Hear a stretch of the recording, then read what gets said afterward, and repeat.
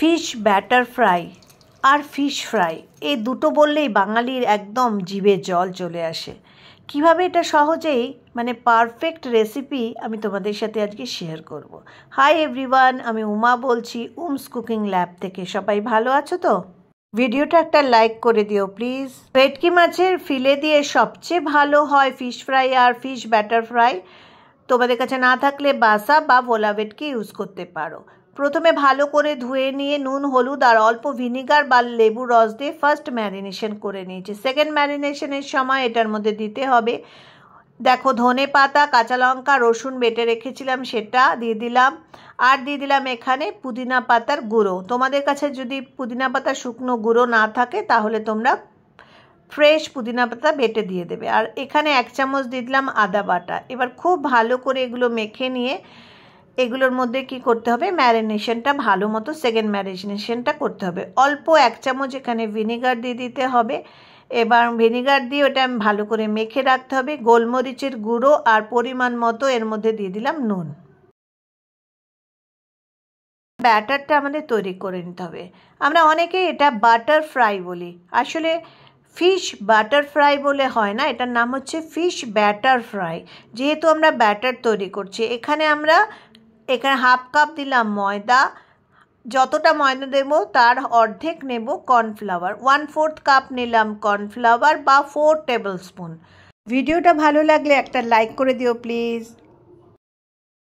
Baking powder নিয়েছি 1/2 চামচ আর খাবার সোডা লাগবে এখানে, দেখো এইটুকু 1/4 টিএসপি এর মধ্যে, বা অল্প 2 পিঞ্চ মতো খাবার সোডা। বেশি দিলে কিন্তু গন্ধ হয়ে যাবে খাবার সোডার, ভালো লাগবে না।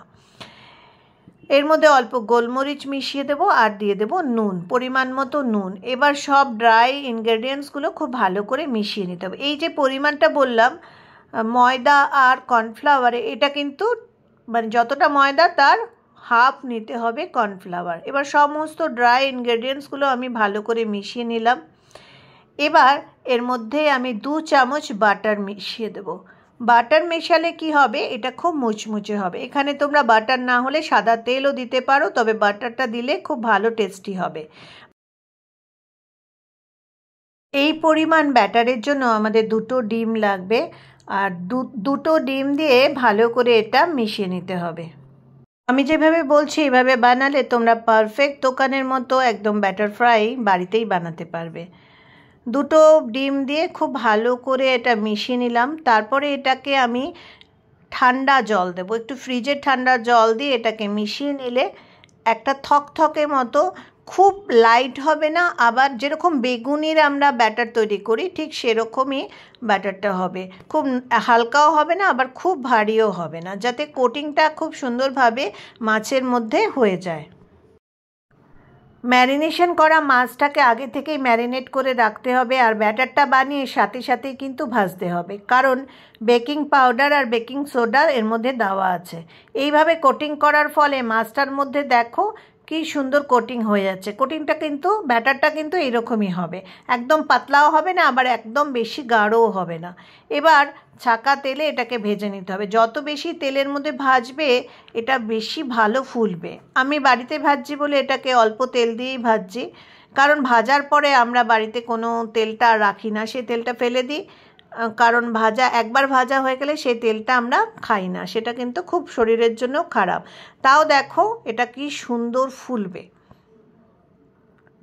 ভাজা তেলটা নিচে থেকে উপরে উপরে দিয়ে দিলে একদম লুচির মতো ফুলতে থাকবে। এই রকম যখন কালার চলে আসবে, মিডিয়াম টু স্লো ফ্লেমে, প্রথমে হাই ফ্লেমে মাছটা দেওয়ার পর মিডিয়াম ফ্লেমে এটাকে ভেজে তুলতে হবে। কি দারুণ না, পারফেক্ট ফিশ ব্যাটার ফ্রাই।